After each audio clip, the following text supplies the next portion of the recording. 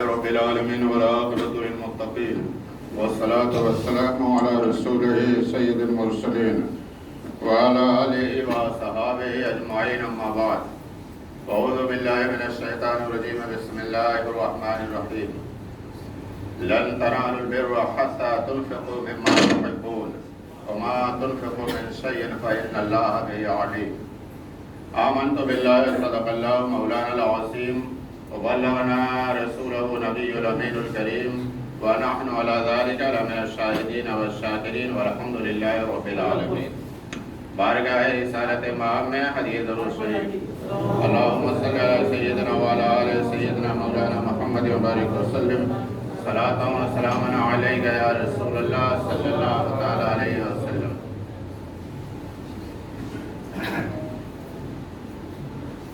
میں نے جو آیت مقدسہ پڑھی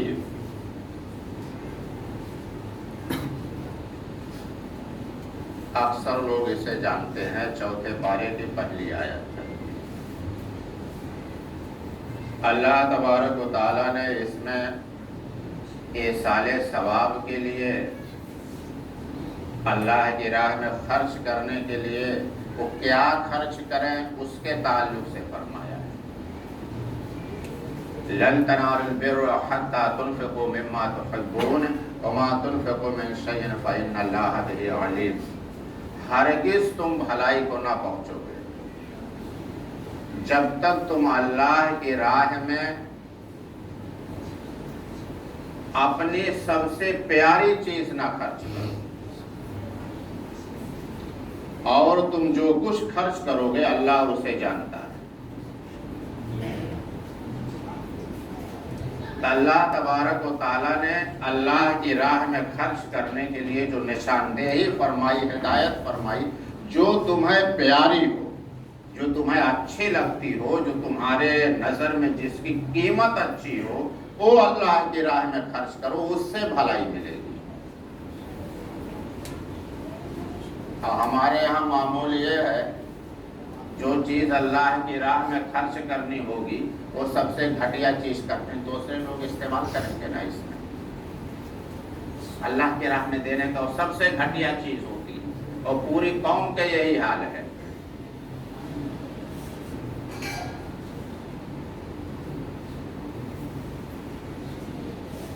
اب رمضان شریف آئے گا، آپ اپنے والدین کے نام پر اللہ کی راہ میں غریبوں کو ایسے ایسے کپڑے دیں گے، وہ بیچارے کبھی نہیں پہنتے، کہ مجھے معلوم ہے، وہ یا تو پھینک دیتے ہیں یا گھر کے پوتے بس استعمال کر دیتے ہیں، اس لیے وہ پہننے لائق ہوتے نہیں ہیں۔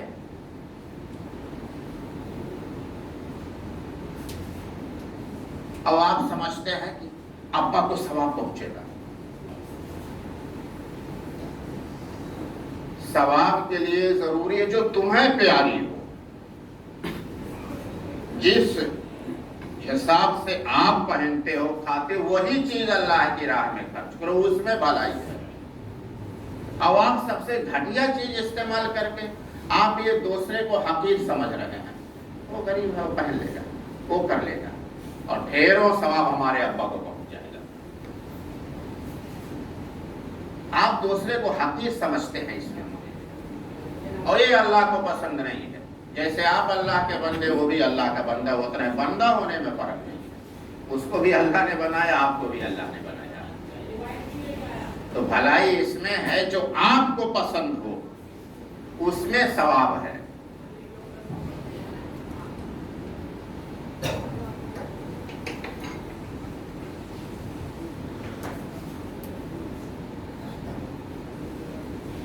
یا کوئی ثواب پہنچانے کے لیے، اور رمضان شریف آ گیا، سنت ادا کرانے کے لیے آپ لوگ جو مارکیٹ میں کھجور کوئی نہیں خریدے گا، وہ آپ لوگ ایصال ثواب کے لیے، اللہ روزہ کھولنے کا ثواب بالکل روزہ دار کی طرح ہے، اس کو بھیجو مسجد میں، لوگ اس سے ثواب حاصل کریں گے۔ کو سب کنارے کر دیتا، کوئی نہیں کھاتا، اس لیے ویسی گھٹیا چیز ہوتا ہے۔ تو آپ کو جو پسند ہو، اللہ نے فرمایا بھلائی اس میں ہے جو آپ کو پسند ہو، آپ جس معیار پہ پہنتے ہو کھاتے، اس معیار پہ آپ صدقہ کریں، وہ بھلائی ہے۔ اب اللہ کی راہ میں خرچ کرنے کے لیے اللہ نے دیا ہے، تو اللہ کی راہ میں خرچ کرنے کے لیے آپ 1 روپیہ نکال رہے ہیں یا سب سے گھٹیا چیز استعمال کر رہے ہیں۔ اب میں آپ کو صحابہ کا نمونہ بتاؤں۔ صحابہ کرام ارسال ثواب میں اللہ کی راہ میں خرچ کرنے کے لیے مشہور حدیث ہے، حضرت سعد رضی اللہ تعالی ان کی والدہ کا انتقال ہو گیا۔ یہ جب انتقال ہوا تو یہ باہر تھے۔ والدہ سے لوگوں نے کہا کہ آپ کچھ وصیت کر جائیں، کچھ ارسال ثواب کے لیے، اللہ کی راہ میں خرچ کرنے کے لیے۔ تو انہوں نے کہا مال تو میرا ہے نہیں، مال جو ہے سب سعد کا ہے، وہ ہے نہیں۔ یعنی اس زمانے میں یہ رواج تھا، لوگ مرنے سے پہلے اپنے ارسال ثواب کے لیے وصیت کر جاتے تھے، یہ اتنا اللہ کے راہ میں دے دینا۔ یہ انتقال ہو گیا، اس کے بعد وہ آئے حضور کے پاس، کہا یا رسول اللہ میری والدہ کا انتقال ہو گیا، میں ان کے لیے کون سا صدقہ کروں کہ جو انہیں اس کا ثواب پہنچتا رہے، اس کا فائدہ پہنچتا رہے۔ تو حضور نے فرمایا کنواں کھودوا دو۔ تو حضرت سعد نے کنواں کھودوایا، اور کنواں کھودوانا اس زمانے میں مہنگا ترین کام تھا، ان کی مالی حیثیت بھی اچھی تھی۔ آج بھی مہنگا ترین کام ہے، آج بھی کنواں کھودوانا ہو، جو پانی کے نل لینے میں جو آپ کا خرچ آئے گا اس کے 4 سے 5 گنا ایک کنواں کھودوانے میں خرچ جائے گا۔ تو اس زمانے میں بھی عرب کی سرزمین پر پانی بہت نیچے ہوتا تھا، وہ ہزاروں چاندی کے سکے درکار تھے، بلکہ یہ سمجھ لو 50 کلو چاندی کے سکے وہاں درکار تھے ایک کنواں کھودوانے کے لیے۔ اب مثال کے طور پر حضرت عثمان غنی نے جب مسلمان ہجرت کر کے مدینہ میں آئے اور میٹھے پانی کے کنویں کی تلاش ہوئی، تو یہ ایک ہی کنواں تھا اور وہ یہودی کے قبضے میں تھا اور پانی وہ بیچتا تھا، لوگوں کو بڑی پریشانی ہوتی تھی۔ تو حضرت عثمان غنی نے آدھا کنواں خریدا، یعنی ایک دن پانی ہم استعمال کریں گے، ایک دن تم، تو 12,000 درہم خریدا۔ 12,000 درہم کا مطلب یہ ہوا کہ اگر ایک سکہ 4 سے 5 گرام کا بھی ہوا تو 50 کلو چاندی ویسے ہوگی، 50 کلو۔ ایک مہنگا ترین کام تھا اللہ کی راہ میں خرچ کرنا۔ کہاں کنواں کھودوا دو، اور اس زمانے میں اس کی ضرورت تھی، تو ثواب اس میں زیادہ ہے جس چیز کی وقت میں ضرورت زیادہ ہو۔ اب ضرورت کسی اور چیز کی ہے، آپ خرچ کہیں اور کر رہے ہیں، تو وہ ثواب نہیں ملے گا جو ملنے والا ہے۔ تو ضرورت کے تحت، اب مثال کے طور پر ضرورت کسی اور چیز کی ہے، آپ قرآن شریف کا ڈھیر لگائے جا رہے ہیں آ کر کے، اور سمجھتے ہیں اپنے تو پڑھنے کو توفیق ہوتے نہیں، اور سمجھتے سارے لوگ پڑھ کر کے ثواب پہنچا۔ جو چیز تمہیں توفیق نہیں ہوتی تو اس کے برعکس دوسرے کے بارے میں کہیں خیال رکھتے ہیں، ایسے اپنے دوسرے کے بارے میں بھی سوچ لیا کرو، ہم کو سال بھر توفیق نہیں ہوتی، دوسرا کہیں کو اتنی فرصت میں ہے کہ آ کر کے پڑھ کے پہنچائے گا۔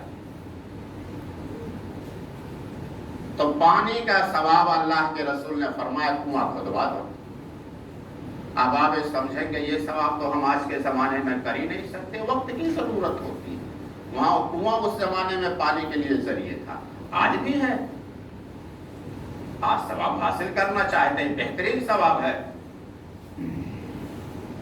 چلے آؤ مسجد، کسی بھی مسجد میں چلے جاؤ، یہیں آ جاؤ، چلو 1 مہینے کے پانی کا بل لوگ وضو کریں گے ہمارے طرف سے، ہمارے والدین کے لیے، سال ثواب کے لیے، وہی ثواب ہے۔ 1 مہینے کے پانی کا بل ہمارے طرف سے، لوگ اس کا وضو کریں گے، ہمارے والدین کو ثواب، ہمارے عزیز و اقارب کو ثواب، ہم کو ثواب ملے گا۔ اور اس کے بعد حضرت سعد آئے، کچھ دنوں کے بعد کہا یا رسول اللہ میں نے کنواں کھدوا دیا، اور اس کنویں کا نام ہی ہو گیا ام سعد کا کنواں، مشہور ہو گیا، ہر شخص جا کے پانی پیتا تھا۔ اور صحابہ فرماتے ہم لوگ جا کر کے وہاں فرصت میں رہتے تھے تو وہیں سے پانی لاتے تھے تاکہ ام سعد کے ماں کو، حضرت سعد کے ماں کو ثواب پہنچے، نام ہی اس کا ہو گیا سعد کے ماں کا کنواں۔ اور اس کے بعد حضرت سعد پھر آئے، کہا یا رسول اللہ میں اور کچھ کرنا چاہتا ہوں ماں کے نام، میرا ایک باغ ہے اور مدینے میں سب سے بہترین باغ ہے، اس باغ کا جواب نہیں ہے پورے مدینے میں، اور مجھے سب سے پیارا ہے، اور میں اپنی ماں کے نام پہ صدقہ کرنا چاہتا ہوں۔ کہا بہت بہتر ہے۔ مطلب یہ سال ثواب کے لیے ہے، تو گھٹیا چیز آپ نہ استعمال کریں، تھوڑا شرم کریں۔ جس والدین نے کبھی آپ کے بارے میں حساب نہیں کیا کہ اتنا خرچہ ہوا، پوری زندگی تج دیا، اور نماز بھی پڑھنے نہیں آتے تھے، اسی لیے بچوں کو پریشانی، ان کے عیش و آرام میں کمی نہ ہونے پائے، کام کرنے کے تعلق سے، بچوں کا مستقبل بنانے کے تعلق سے مسجد میں بھی کمی کم آتے تھے جمعہ، اور ان کے سال ثواب کے لیے جب آپ کو ضرورت پڑی تو سب سے گھٹیا چیز استعمال کر رہے ہیں کہ چند سو میں کام چل جائے اور ڈھیروں ثواب پہنچے، اور اس کے بعد اس میں بھی آپ کی نیت درست نہیں ہوتی ہے۔ جیسے میں نے پہلے بتایا کہ اللہ کے رسول صلی اللہ علیہ وسلم نے فرمایا کہ جب مردہ قبر میں دفن کیا جاتا ہے تو اس کے لیے ایک اور موت کا سامنا ہوتا ہے، ایسا ہوتا ہے جیسے آدمی پانی میں ڈوب رہا ہو اور تیرنا نہ آتا ہو، تو بچانے کے لیے ہاتھ پیر مارتا ہے، لوگوں کو آوازیں دیتا ہے کہ بچاؤ مجھے۔ یہی حال مردے کی ہوتی ہے، جو یہاں کیا رہتا سب کا معاملہ وہاں کھڑا ہوتا ہے، یہ کر کے آئے ہیں، یہ کر کے، وہ عذاب کے فرشتے چکتے ہیں، سب بچھو ہے، سانپ ہے، دیگر عذاب کے عناصر ہو، حملہ آور ہوتے ہو، بچانے کے گہار لگاتا ہے کہ کوئی مجھے بچائے آ کر کے۔ وہ انتظار میں ہوتا، کس چیز کے انتظار میں؟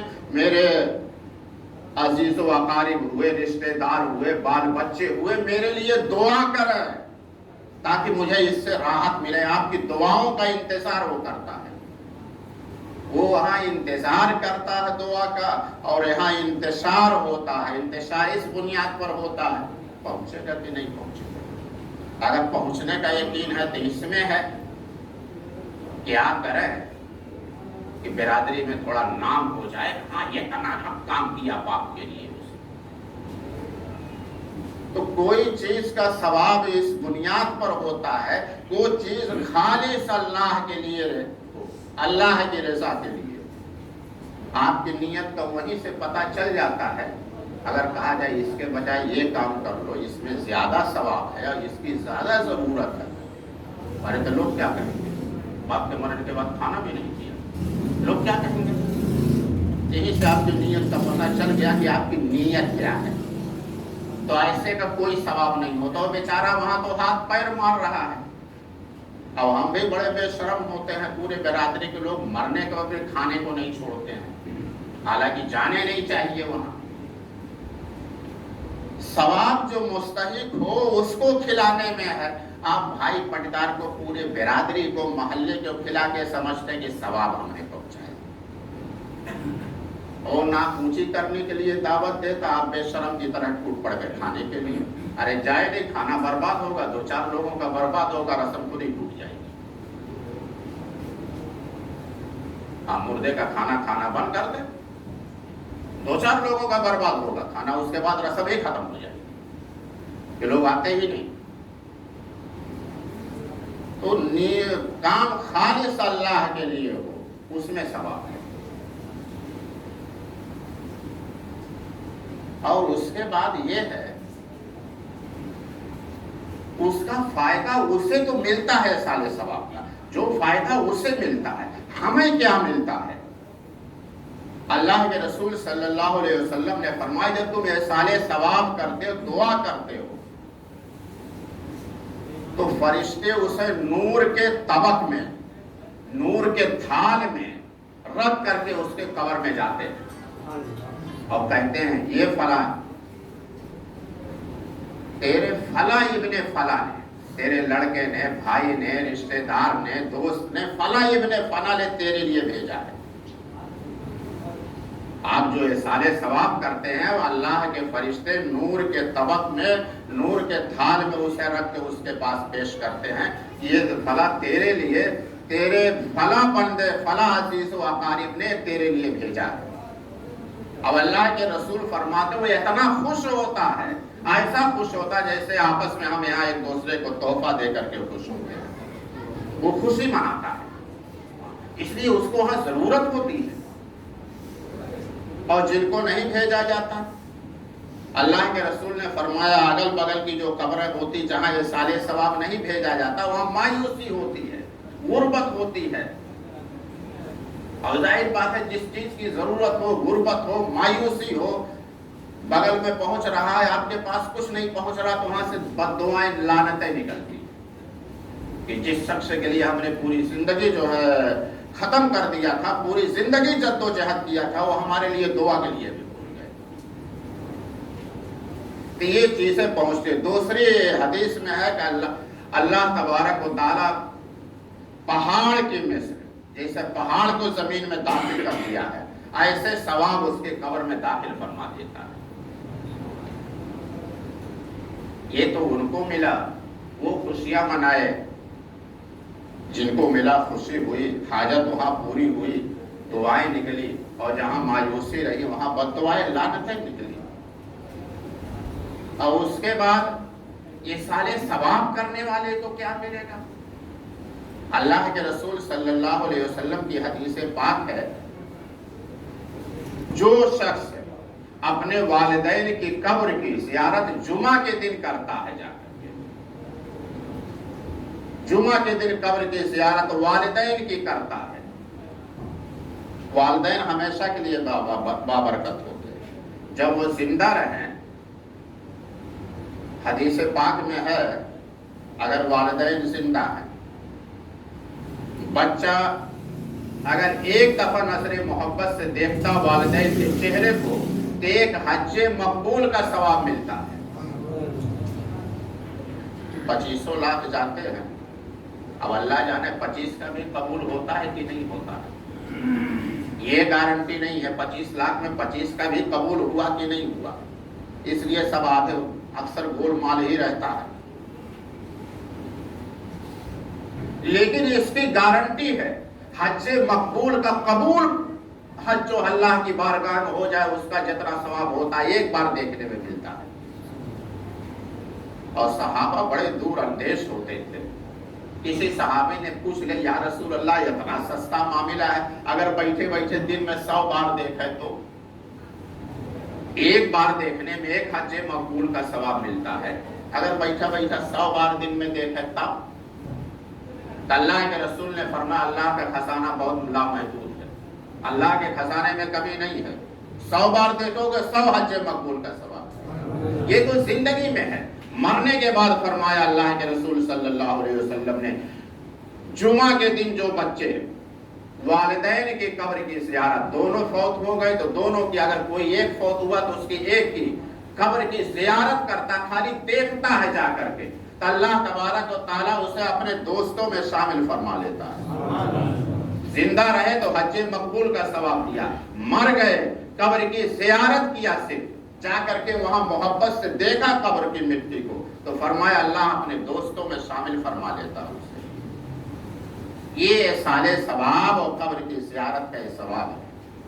اللہ تبارک و تعالیٰ ہمیں اس پہ عمل کرنے کی توفیق عطا فرمائے، اور انشاءاللہ اس تعلق سے اگلے جمعہ اعلان یہ ہے، آپ حضرات عصر کی نماز سے ہر ایک جو ابھی نہیں آئے ہیں ماسک لازمی ہے، ہر شخص جو بھی نماز میں آئے وہ ماسک پہن کر کے آئے، اور ماسک نہیں ہوگا تو واپس نہیں کیا جائے گا۔